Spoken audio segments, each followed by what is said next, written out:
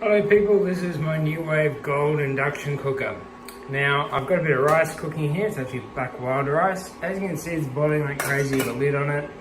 Down here in power wise, I have it set to about 100 degrees, and it does hold a simmer. Now what I noticed with this unit straight away is it boils slower than my T4 unit I've had, my Shatter induction cooker I've had, and also one of the Kmart ones I have seen and had a single experience on cooking on.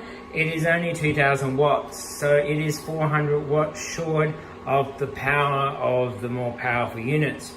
However, anybody can make one of these things go like nothing and boil like anything, but it will be earned. The important thing is to work out how good the temperature control is down low.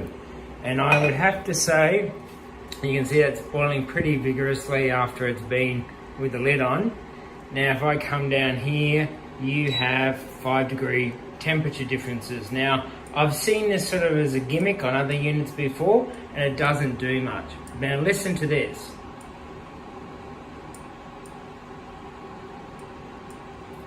I hope you can hear that. That is the power cycling on and off. But it is cycling much more rapidly than any other unit I've seen, which means a lot of the units will go to a simmer like this to almost off and then overboil, off, overboil. Whereas this at 95, as you can see, is split right down. I'll drop it to 90. And as you can see, it's flicking between two on, off in the temperature control. Generally, look, it says it's 5 degrees.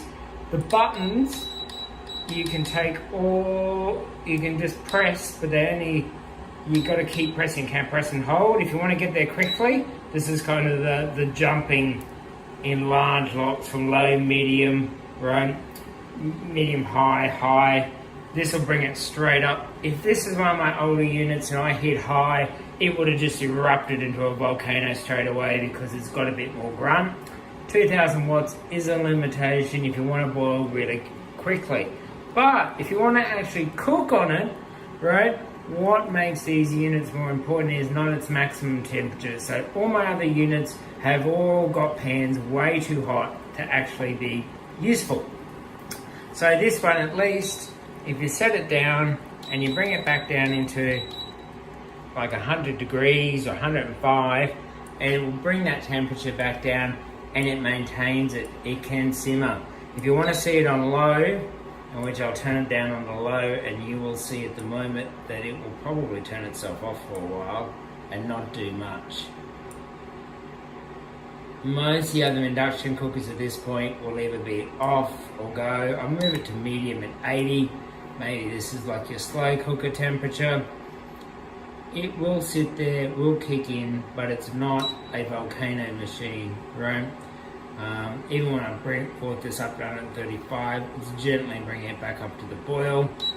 I think that's about it.